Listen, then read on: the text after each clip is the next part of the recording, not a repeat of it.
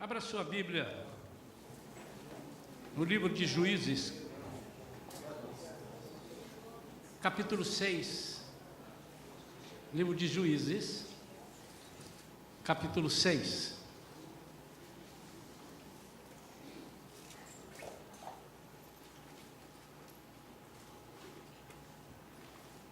Versículos 11 e 12.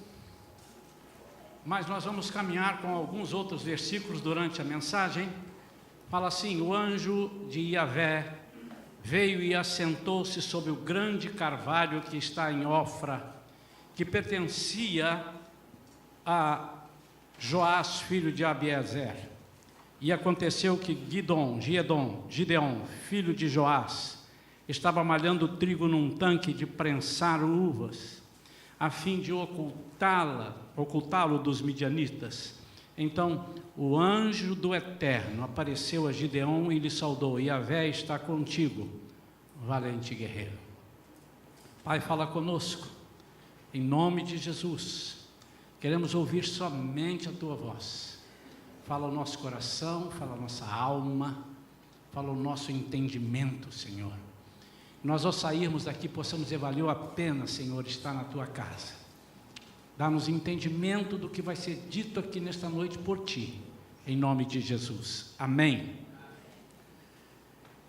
Eu quero falar hoje, nós estamos vivendo tempos de batalhas, seja batalhas seculares, batalhas na nossa vida emocional, na vida espiritual principalmente. O apóstolo Paulo disse que a nossa batalha, a nossa luta, não é contra carne e sangue, mas é contra as potestades espirituais que habitam as regiões celestes. Isso não quer dizer que todo o problema é do diabo, muitas vezes é nosso, porque tem muita gente ruim, né?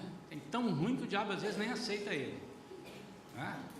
Mas é uma guerra espiritual. Nós estamos vivendo momentos que antecedem a volta de Jesus. Ele não demora muito.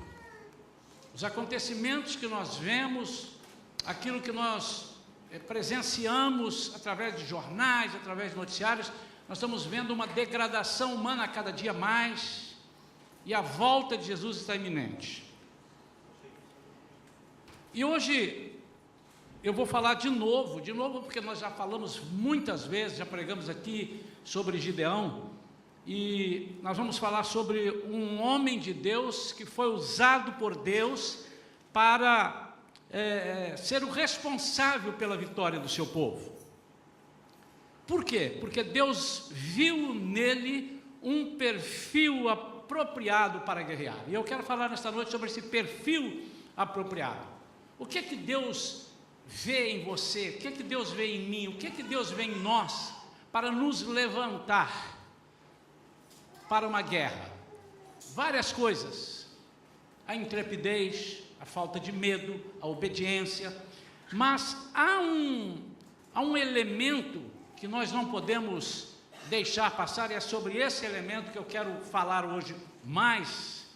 É sobre o discernimento e a prudência para guerrear. Isso Gideão tinha. Eu já preguei aqui sobre momentos em que Gideão ficou preocupado, ficou com medo e disse que eu não sou capaz, mas isso tudo está intrínseco aqui dentro dessa mensagem. Como é positivo quando nós dizemos eu não sou capaz, e quando é negativo quando nós dizemos eu não sou capaz. Eu quero então, nesses poucos minutos, eu fiz um combinado com os irmãos, que os irmãos estão todos preocupados com a eleição, né? Eu também estou. Mas eu vejo que aquilo que nós podíamos fazer, nós fizemos. Nós oramos e nós votamos. Ah, mas vai haver fraude. Se Deus deixar, se Deus não deixar, vai entortar o entendimento. Mas, enquanto eu não tenho o direito de dizer: irmãos, agora desliga o celular e vem aí, o meu está aqui, mas ele está no modo avião. Porque se eu tirar do modo avião, vai começar a vir bandeira aqui, não chegou, 84, 42, 65, e eu vou ficar aqui meio perdido. Mas fica à vontade. Eu só não queria que, enquanto eu estivesse pregando, você descobrisse aí que o presidente foi eleito e tal, você desse um brado aí, fora de hora aqui, porque eu, né? Mas fique à vontade.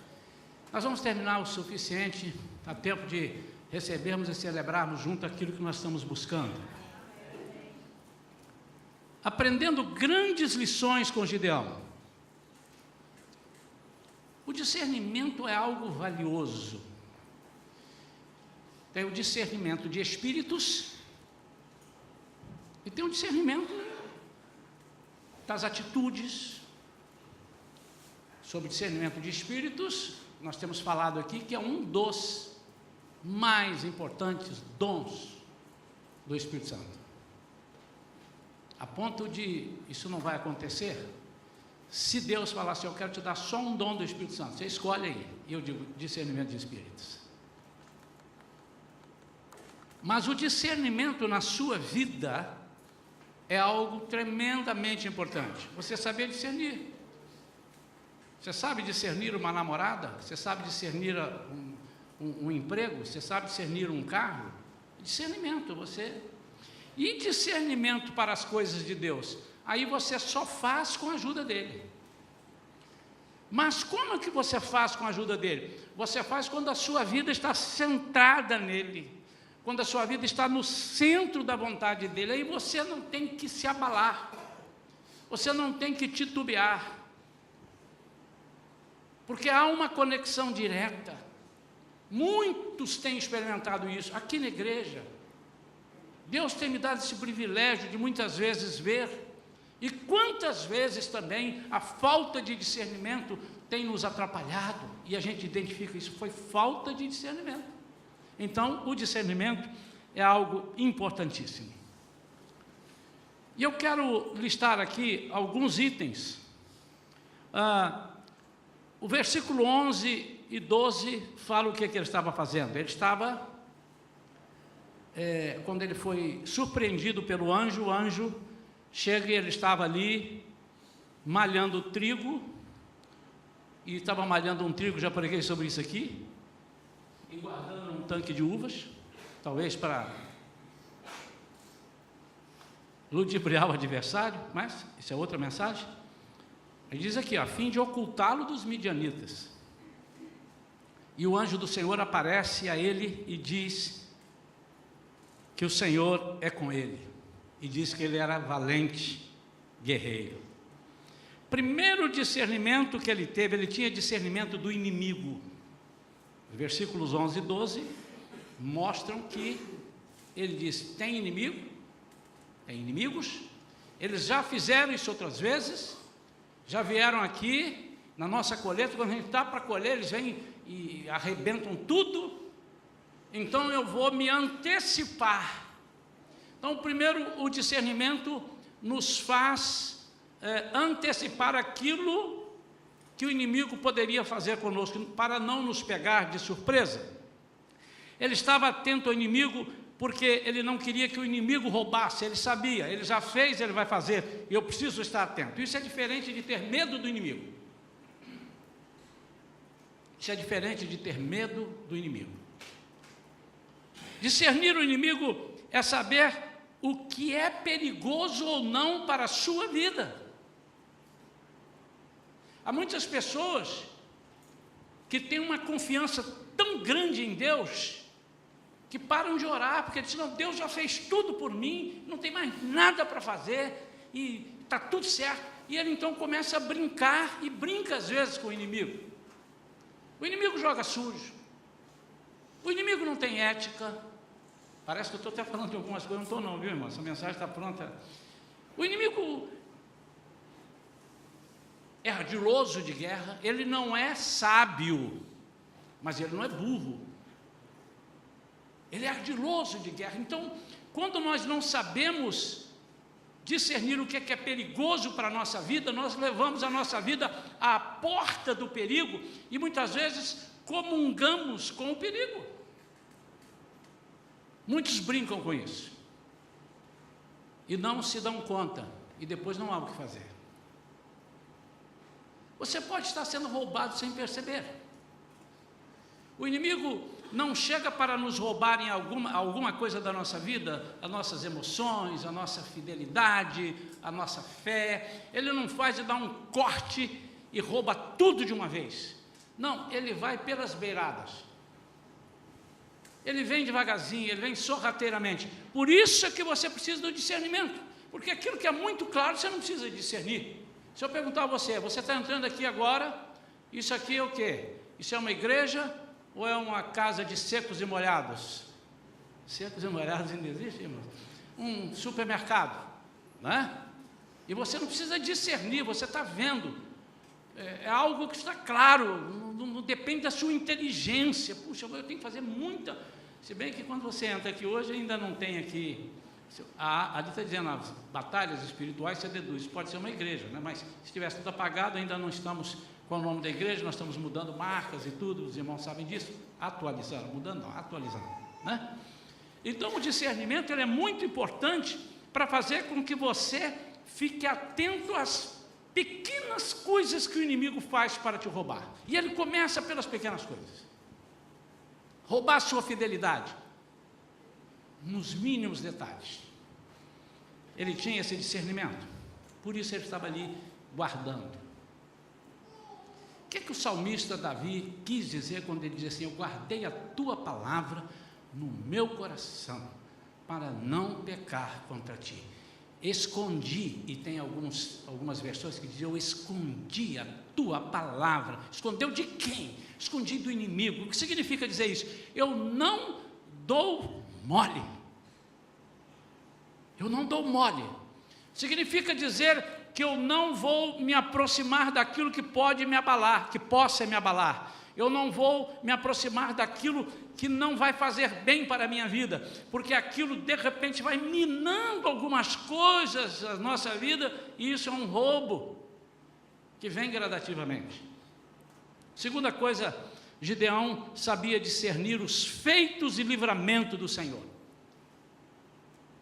O versículo 13, que eu não li agora, então vou ler alguns versículos que eu não li. Ao que Gideão declarou: ah, meu Senhor, se Yahvé está conosco, por que nos sobrevém toda essa calamidade? Onde estão todas as maravilhas que os nossos pais nos contam quando afirmam: não nos fez Yahvé subir do Egito? Entretanto, agora o Senhor nos abandonou e nos entregou nas mãos de Midian. Discernir os feitos e livramento do Senhor é saber, na nossa vida, o que realmente Deus fez e que fizeram com que a minha vida fosse edificada, seja através de algo direto, ou seja através de testemunhos. O que foi que fez? Quando ele diz assim: se a Yahvé está conosco, por que nos sobrevém? Onde estão todas as maravilhas? Onde estão, esse sentido aqui, irmãos, não é assim, Senhor, eu não estou vendo. Onde é que está meu sapato? Eu não estou vendo. Mas ele tem um sentido de dizer assim: o que você está fazendo com aquilo que o Senhor te deu? Como é que eu posso desprezar aquilo que o Senhor me deu? Ele tinha certeza que existia, tanto que ele menciona. Onde estão? Como é que fica isso? E como é que eu fico nisso? Com essas maravilhas que o Senhor nos deu. A nação havia se esquecido dos grandes feitos do Senhor, mas ele não. Diz que o brasileiro tem memória curta. A gente está vendo que tem mesmo. Mas não é o brasileiro, não. O ser humano tem memória curta. Nós somos capazes de lembrar de uma coisa muito pequena, desagradável, que nos fizeram, mas somos incapazes de nos lembrar dos benefícios enormes que nos fizeram. Então o povo tem uma facilidade de receber bênção, por exemplo, durante quase todo o ano, e um dia ou dois que acontece algo desagradável que ele nem soube discernir se aquilo era para a edificação de sua fé ou não. Ele já entra dizendo: o Senhor não gosta de mim, eu estou abandonado, não sei o que eu vou fazer. Nós temos essa fraqueza, irmãos. Isso é antigo. Nós pedimos a Deus e quando Deus responde nós ficamos assustados. O que aconteceu? Que isso? Não pode ser. Como não pode ser se você pediu? Então, ele sabia discernir os feitos e livramentos do Senhor. Há um terceiro ponto, ele tinha discernimento de suas limitações. Isso aqui é muito importante. Isso é muito importante. Isso aqui é uma arma valiosa que nós precisamos saber usar. Reconhecer a nossa limitação não é nos acovardarmos, mas é ter consciência de que sem Deus nada somos e nada podemos fazer. Enchei-vos do Espírito, disse o apóstolo Paulo, sede sóbrio e vigilantes, apóstolo Pedro. Significa dizer, você tem limitações, mas o anjo do Senhor acampa-se ao redor daqueles que o temem e os livra. Mas é tão perigoso e é uma linha tênue, que muitas vezes nós fazemos assim e não pegamos a outra parte, que é, eu estou limitado, mas eu tenho uma arma, eu vou ali e pego essa arma, que é o Senhor está comigo. E muitos não fazem isso, e eles dizem, não dá, quem sou eu, não sei. Uma vez eu vi um pastor falando uma coisa interessante, e o negócio ficou chique aqui, eu caminho para cá, a luz ali acende, eu caminho para lá, de lá acende, quer ver? Olha que legal, vai acender, não falha, oh Deus, agora que eu vi, o negócio está chique demais. E o pastor disse assim, você às vezes vai dizendo, não, eu não sou, eu não posso não, e ele vai simbolizando assim, e assim, eu não sou capaz, daqui a pouco você abaixa tanto que o diabo monta cavalo em você.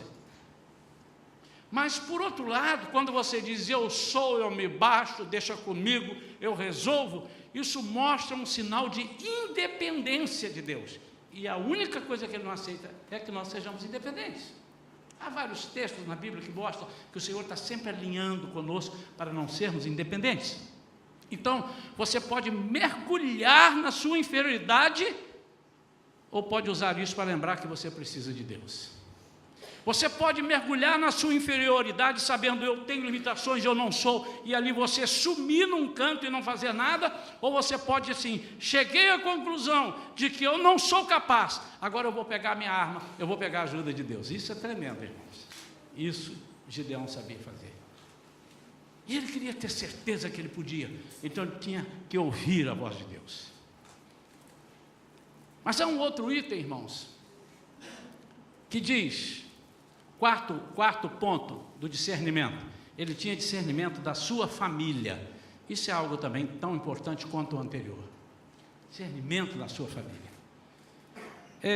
Nos versículos 24 a 26, eu vou ler para os irmãos, diz assim, Gideão ergueu ali um altar em honra a Yahvé e o chamou Javé Shalom, o Senhor é a nossa paz. E até nossos dias este altar está em Ofra, cidade que pertence às famílias de Abiezer.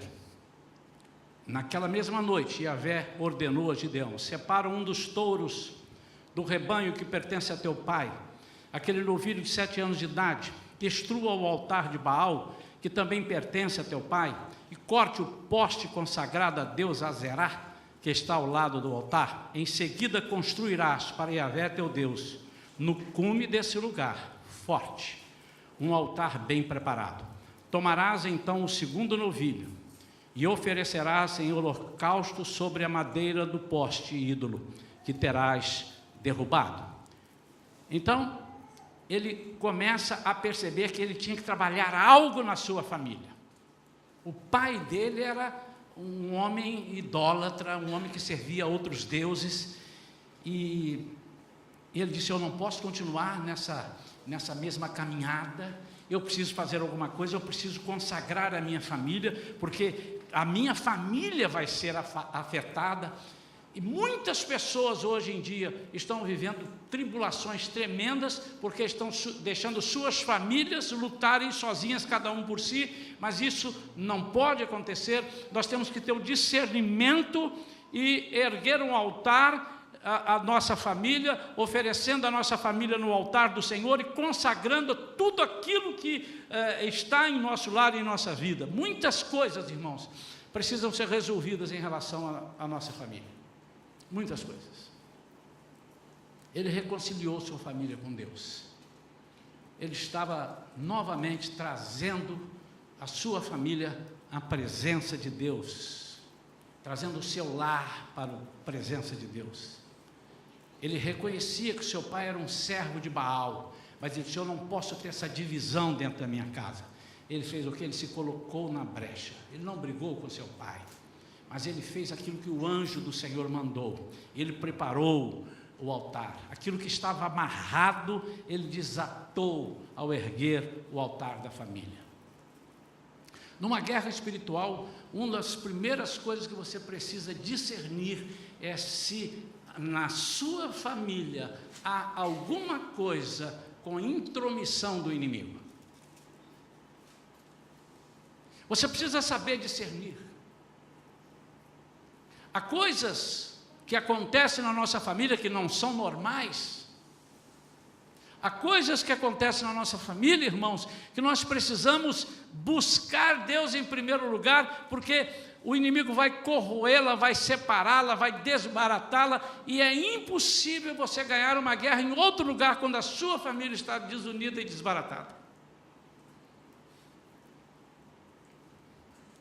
Eu trabalhei com um determinado amigo, na área de vendas, e ele era um tremendo vendedor. De repente o diretor o chamou e disse: olha, o que está acontecendo? Por que você não tem vendido, as suas vendas têm caído, o que está acontecendo? Ele disse: não sei, eu estou fazendo tudo o que eu fazia antes. E o diretor foi conversar com ele e viu que ele estava fazendo tudo o que ele fazia antes. Ele oferecia da mesma forma, ele sabia o que ele estava oferecendo, os cursos que ele fazia, ele estava colocando em prática. Mas um dia, ele se abriu e disse assim: olha, eu estou com um problema em casa que eu não sei o que eu faço. Eu saio de casa, já saio arrebentado, porque eu estou com um problema assim com a minha esposa, meu filho está entrando por um caminho assim, e eu não sei como é que eu vou fazer. Eu chego na rua, tento esquecer, mas na hora que eu estou lá vendendo, eu lembro daquilo tudo, e eu troco alhos por bugalhos, eu faço um troço errado, tremendo. Então, ainda que ele fosse um bom vendedor, a família dele estava desajustada, e ele não conseguia, ele estava quase perdendo o emprego, porque ele vivia uma guerra espiritual na família e não tinha discernido isso ainda. Mas Gideão discerniu, ele discerniu que tinha que erguer um altar à sua família. E tudo aquilo que estava amarrado foi desamarrado, tudo aquilo que estava atado foi desatado. A outra coisa que Gideão tinha, outro discernimento, isso é tremendo, ele tinha discernimento das estratégias de Deus. Você não pode ter discernimento das estratégias de Deus se você não trabalha para Deus. Você pode ler a Bíblia de Gênesis, Apocalipse, mas se você não trabalha para Deus, e aqui as pessoas logo ficam pensando, ele está falando de trabalhar na igreja, na escola bíblica, não sei o quê, também, mas eu estou falando de estar a serviço de Deus. Às vezes nós nos achamos disponíveis, mas nós não estamos à mão. Eu preguei uma mensagem recentemente numa igreja, já até acho que preguei aqui, sobre o vaso que é usado, e uma das características para ele ser usado, ele tem que estar à mão. E é diferente você ser disponível e estar à mão. Ah, estou disponível, então posso ir hoje? Não, estou disponível depois de amanhã. A mão é a mão. Já viu alguém brincar? Tem uma caneta aí? Tem, mas está em casa. Você tem, mas não está à mão. Você tem uma caneta. Ela está disponível? Com certeza, está lá em cima da mesa, vai lá. Mas não está à mão. E nós precisamos estar à mão. E para você conhecer essas estratégias de Deus, só trabalhando para Ele. Eu conhecia quando meu pai estava meio chateado, estava num canto, ele estava lá na sala, e eu conversando aqui, falando umas coisas com meus irmãos, ele falava de lá assim: Isaías. Ou então ele não falava, ele falava assim. Eu falei: sujou. porque eu já sabia. E outras pessoas poderiam estar ali, seu pai está gripado, né? Toda hora ele está tossindo. O discernimento é algo tremendo, e só conhece quem trabalha para Deus, discernir a estratégia de Deus. E você sabe de uma coisa, por incrível que possa parecer, eu nunca sei o que Deus vai fazer, eu sei que Ele vai fazer. Não é nesse sentido, irmãos. Não, quer ver, eu vou estar aqui, eu vou orar, ó, Deus vai abrir aquela porta ali, vai fechar de lá, vai abrir essa janela, vai abrir o teto, vai... Não, você não pode mandar em Deus, Deus faz o que Ele bem entender, você pode coincidir de acertar, mas você precisa saber que Ele vai fazer, e Ele sabe o que é melhor para nós, e isso Gideão aprendeu a fazer, ele aprendeu a confiar. A estratégia pode te dar a vitória, ou ela pode te dar a derrota numa batalha espiritual. Para cada desafio existe uma estratégia. Deus não é aquele de passar a régua e dizer assim, ó, é assim do início ao fim. Uma hora Ele levanta, outra hora Ele manda ficar deitado, outra hora Ele manda ir, outra hora Ele manda ficar parado. Eu fico imaginando se alguém fizesse uma primeira batalha guiado por Deus e dissesse assim, eu já sei, já está tudo aqui, eu anotei no meu celular, agora está aqui, eu tenho uma colinha aqui. Quando ele vai para a segunda, é tudo diferente daquilo que ele aprendeu na primeira. Por quê? Porque com Deus é assim. E ele sabe, não que Deus queira te entortar, não que Deus queira te decepcionar, mas com Deus é assim, isso chama-se dependência. Aprenda isso, irmão, guarde isso no seu coração, faça uma colinha, coloque. Eu preciso aprender a ser dependente. Deus não gosta de ninguém andando por si, resolvendo, eu sou dono do meu nariz. Deus quer que você confie nele, Ele te dá liberdade, Ele quer que você ouse, Ele quer que você crie, Ele quer que você planeje, mas Ele quer que você, de vez em quando, olhe para Ele e diga, é assim, Senhor? Chama-se dependência. E na batalha espiritual, não existe um ritual. Quando nós estamos ensinando aqui sobre libertação, a gente diz assim, olha, e sobre o Espírito Santo, batismo no Espírito Santo, nós dizemos, sobre o diabo a gente pode fazer uma cartilha.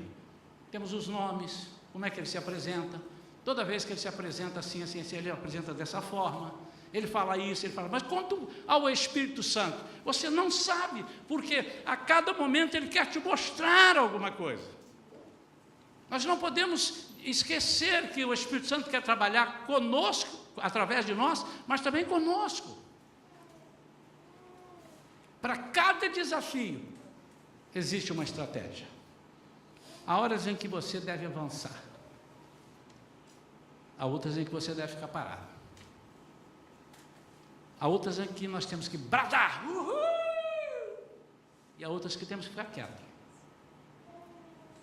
Ele disse para Josué, vocês vão dar cada dia uma volta em volta das muralhas. Não falem nada. Quietinhos. Quietos. Há momentos que nós temos que ficar quietos. E nós queremos agir falando e Deus está operando.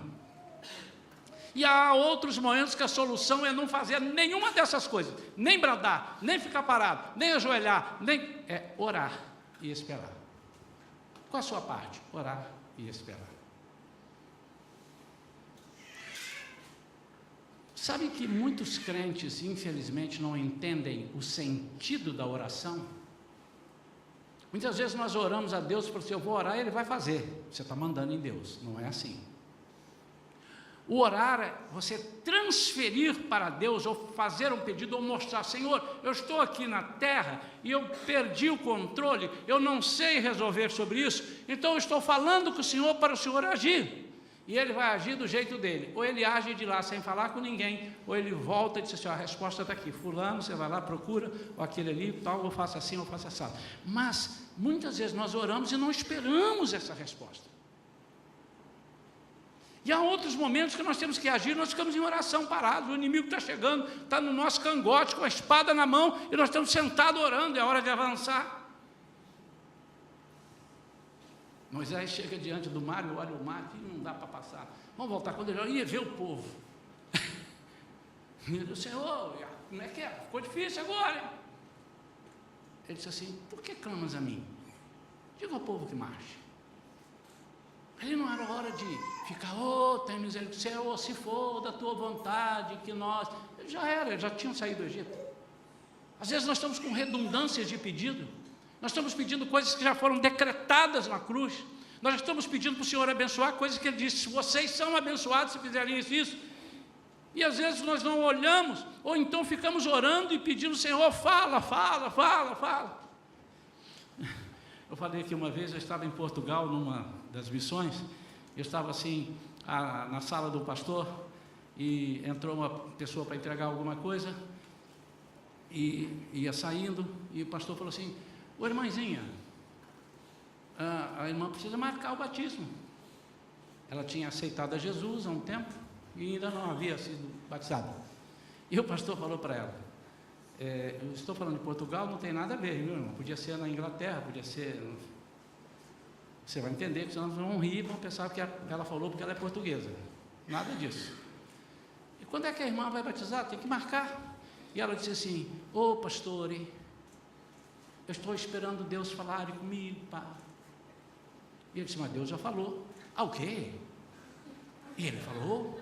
E quando falou, pastor, eu não estava na igreja então. Não, já falou há muitos anos, falou, quem crer e for batizado será salvo. A senhora já creu, precisa ser batizado. Já está escrito, irmão, já falou. Pois, eu não sabia. Pois é por isso que eu estou te informando. Já precisa batizar.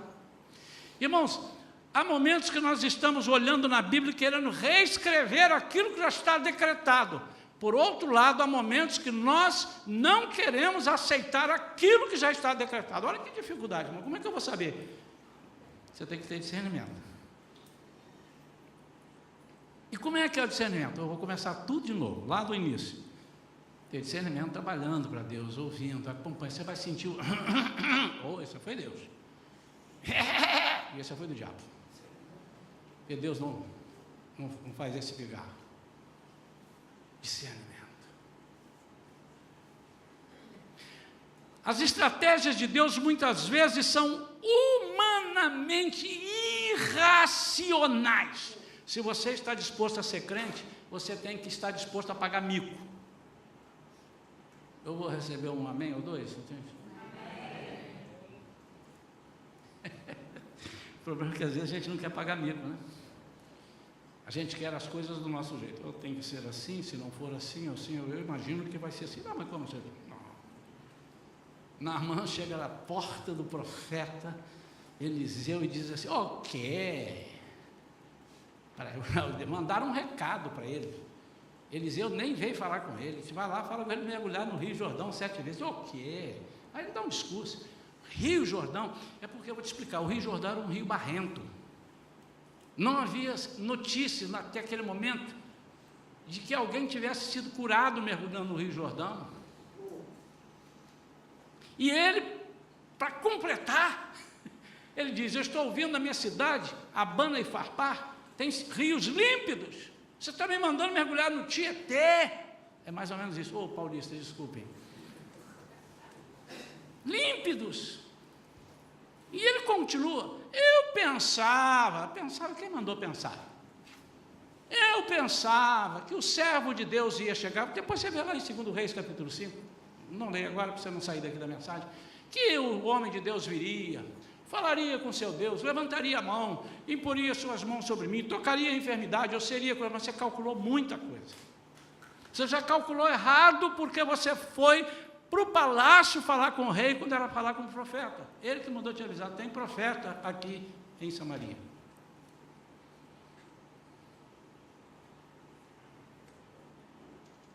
Mergulhar no Rio Jordão. E eu fico vendo essa cena, um negócio, deve ter sido um negócio maluco, que ele ficou bravo, saiu pisando duro, foi embora para casa.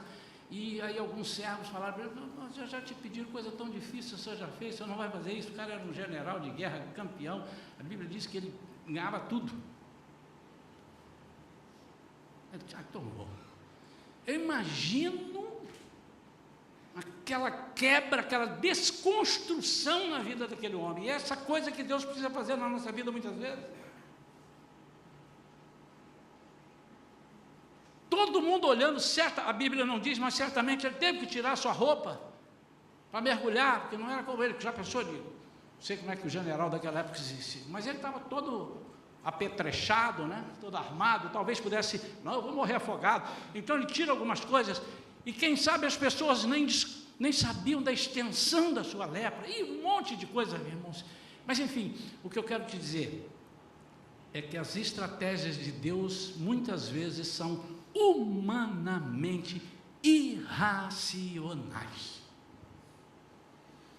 Ah, mas isso é no Antigo Testamento, mas tem no Novo. Jesus entortou o entendimento de muita gente. Difícil de entender ou de obedecê-las. Muito difícil. Exigem dependência total a Deus, ainda que pareçam improváveis.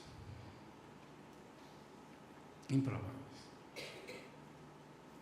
Cada dia que passa, irmãos, eu vejo Deus agindo de uma forma sobrenatural e de um jeito maluco, quando precisa de fazer com que o cidadão pareça um maluco. A Bíblia diz que o Evangelho, para nós, é loucura. Por que é loucura? Porque nós temos que fazer loucura? Não, porque nós temos que muitas vezes sair do nosso racional para ir para o irracional, não, espiritual. Totalmente. Aquele lance do rio, você vai andando, a água bate nos artérios, depois bate no joelho, depois bate na cintura, depois não tem mais jeito, você não deu pé. Aí você deixa a água te levar. O Espírito Santo, muitas vezes. Jesus falando com Nicodemos diz assim, você não está entendendo? Ele está falando com o mestre. Está falando com o mestre, ele não está falando com qualquer mestre, espera lá, mestre em Israel. Eu sempre gosto de... O judeu é um dos povos mais inteligentes, né? Tudo os caras ganham aí os prêmios Nobel disso, Nobel daquilo, Nobel... É impressionante. E ele era mestre nesse lugar, mas ele não estava conseguindo captar. Eu acho que ele estava conseguindo captar alguma coisa, mas não estava querendo aceitar, porque ele estava agora numa batalha com Deus, com Jesus ali, e ele precisa sair do racional para o espiritual, que é parecido com o irracional. Coisas que você talvez não fizesse, mas que o Espírito Santo te mostra, você precisa saber e aprender a fazer. Chama-se obediência, dependência, humilhação. Então, às vezes Deus precisa amassar o nosso barro, fazer de novo, quebrar entendimentos, desconstruir aquilo que você construiu a vida toda e que não deu certo. Se não deu certo, por que você ainda está tentando, meu irmão?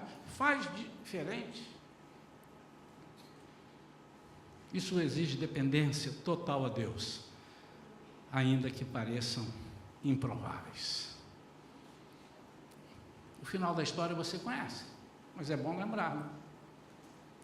Ele está lá com 30 mil homens, e ele estava preocupado, irmãos, que ele estava com 30 mil homens só.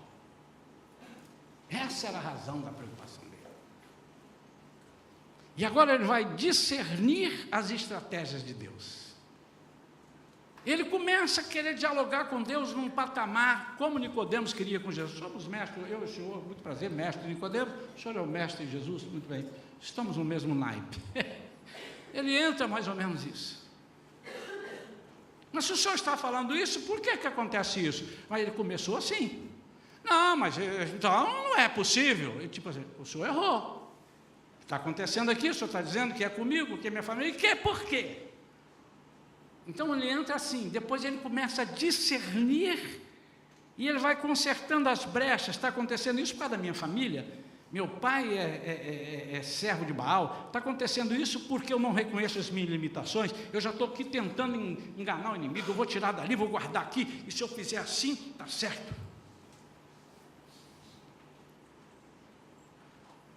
Mas agora, ele vai ouvir uns negócios que ele nunca ouviu.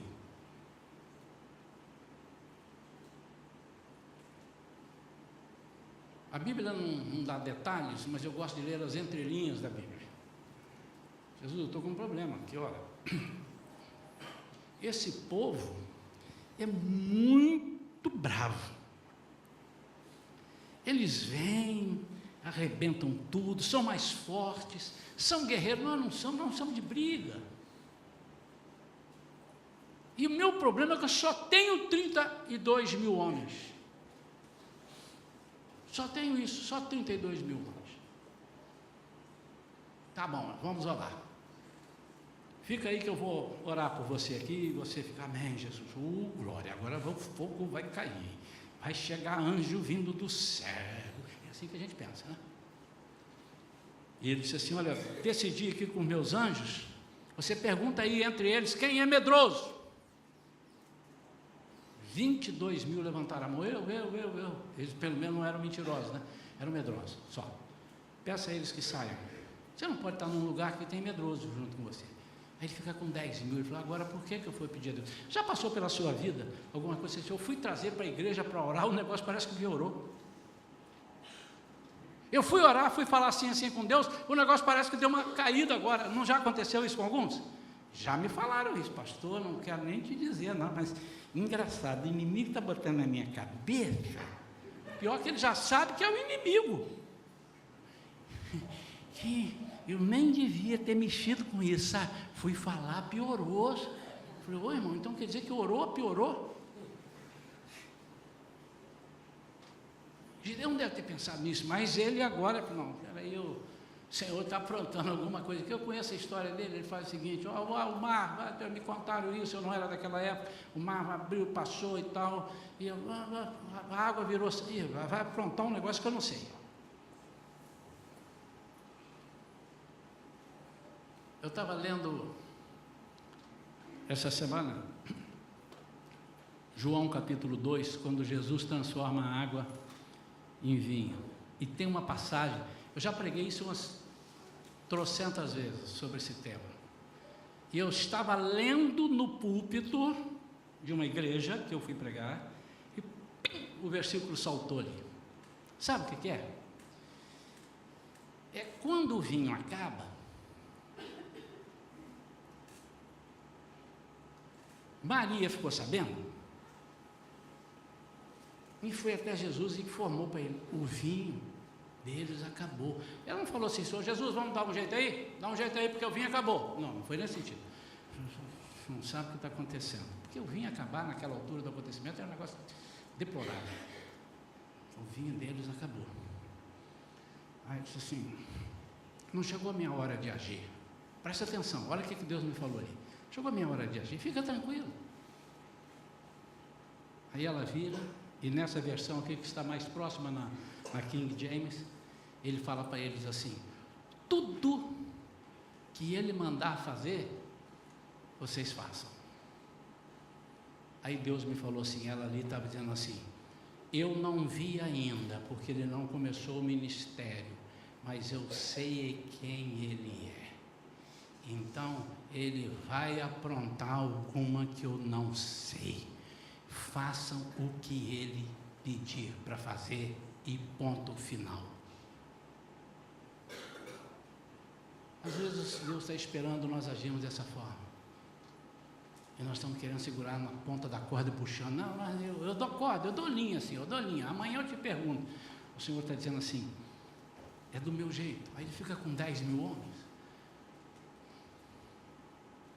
Eu acho que naquela hora Gideão falou assim, não, mas 10 mil dá, 10 mil, eu vou montar uma estratégia aqui, 200 para cá, 300 para lá, vou arranjar, 10 mil dá. E o Senhor percebeu aquilo e falou assim, espera aí, não acabei. Manda esse povo ir beber água, que eu quero ver como é que eles bebem água.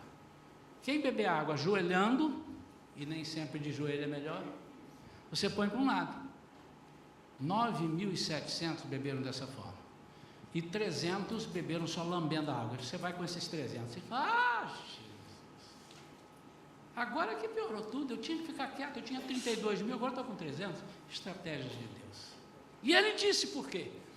E eu estou deixando você com 300, não era para ficar com nada, porque se você vencer, você vai dizer que é você que venceu. Estratégias de Deus, e uma das estratégias de Deus nas nossas lutas é que você reconheça que Ele é quem venceu. Agora você vai entender aquele versículo, porque em todas as coisas eu sou. O que é mais que vencedor? Vencedor é vencedor. O que é mais? Venceu sem fazer nada, recebeu a vitória de lambuja. Eu pensei que eu ia receber um aleluia. Liga o microfone aí da igreja. Você vence sem fazer nada, ele vence por você, irmão. Eu sabia que o Beto tinha desligado o microfone.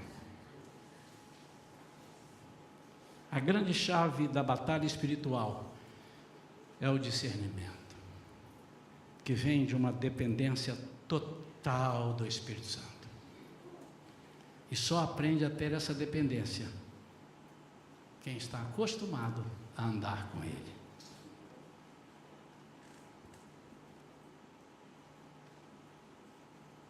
Eu quero orar agora por aqueles que querem receber uma vitória e não estão sabendo discernir as estratégias de Deus, não estão sabendo discernir o quanto nós somos insuficientes sem Deus, discernir o que você está fazendo na vida espiritual para a sua família. Quem sabe, meu amado, você tem dado tudo à sua família, dinheiro, cartões de crédito, comida, roupas, passeios, mas você não tem dado o que falta e o que faz a diferença, que é a palavra de Deus. Você não tem confrontado seu filho, seu esposo, sua mulher. Confrontar não é afrontar, é dizer: marido, não concordo com isso, isso aí está errado, você não tem a minha aprovação, eu vou te pegar pelo pescoço, eu vou mandar você fazer. Você vai ter que fazer isso, porque a minha aprovação você não tem, está errado na palavra de Deus. Mulher, filho, o filho fala: papai, o senhor está falando palavrão. Lá na escola dominical, lá da igreja, disseram que nós não podemos falar. Isso precisa acontecer no nosso lar, meu amado e minha amada, porque muitas vezes as brechas estão sendo essas. O inimigo está entrando pela sua família e é você o responsável. Eu não sou o responsável pela sua família. Eu estou aqui para te ajudar, para orar por ela, mas você é responsável pela sua família. Quando vocês entenderam o que é o discernimento na batalha espiritual, essa é a grande arma. O que serve para mim na minha guerra não é o mesmo para você na sua guerra. Pode coincidir de ser. Por isso é que cada um de nós precisamos de ter uma experiência individual com Deus. Nós temos essa mania. O que você está sentindo? Uma dor aqui no estômago. Eu vou te dar um remédio que eu tomei e fiquei bom. Você é capaz de matar o cara. Você não sabe o que ele qual. Se há contraindicações, efeitos colaterais. E nós temos essa mania, não, cada um tem uma experiência com Deus, porque Deus quer ser único na minha vida e na sua vida. Ele não quer que você seja abençoado só pela minha bênção, Ele quer que você seja motivado pela minha bênção a buscar uma bênção com Ele. Quantos entendem isso? Vamos ficar de pé, queridos. Nós vamos agora fazer uma coisa que eu ia fazer no início e deixei para agora. Domingo passado nós falamos aos irmãos que nós escrevêssemos os nomes, 3 nomes pelo menos, um de alguém da sua família que precisa da sua oração e precisa da presença de Deus, outro de um amigo de trabalho, de vizinho, e outro de alguém que você não conhece e que você vai convidar para Jesus. E eu pedi: vocês tragam esses nomes no domingo que vem. Eu sei que 1 ou 2 no máximo deve ter esquecido, e só esqueceram por causa das eleições, mas os demais podem ter trazido. Eu queria que você agora não me desse esse nome, eu não vou querer, mas domingo que vem eu vou querer ver esse nome. Eu sei que está aí com você, mas eu queria que você viesse à frente trazendo esses nomes para Deus. Trazendo esse nome para Deus. Deus tem feito grandes coisas aqui no nosso meio e nós não podemos ser egoístas. Farinha pouca, meu pirão primeiro. Não. Nós estamos na campanha do Mais Um. Vamos trazer pessoas que estão afastadas, pessoas que são parentes, pessoas, enfim. Você deve ter pensado. Quantos pelo menos pensaram? 1, 2, 3 desses nomes. Levanta a sua mão assim. Grande parte da igreja pensou. Que bom. Você crê que Deus pode fazer algo sobrenatural. Pastor, mas ó, meu irmão, não me explica, porque senão você vai me anular o último item aqui, que Deus tem as suas estratégias. Ele vai fazer do jeito dele. O que eu faço?